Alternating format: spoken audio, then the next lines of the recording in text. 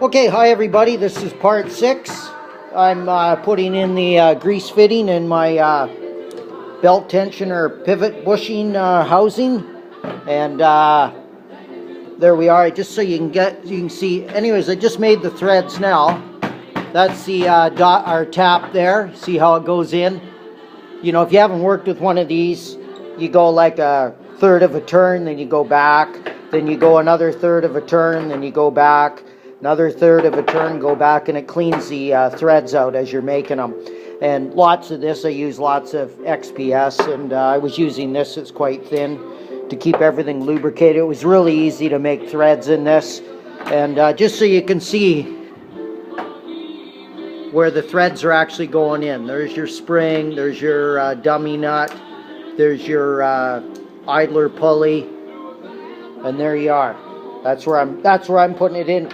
I've already checked, it came out dead center. I'll go inside and file any burrs off, and well, let's test it right now. I haven't even tried putting in the I should take this off. And these tap and die sets are really cheap. They don't cost much.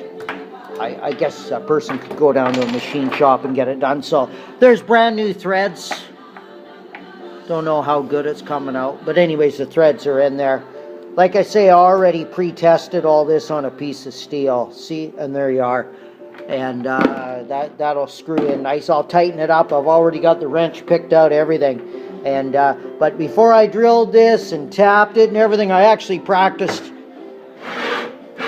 on a piece of steel.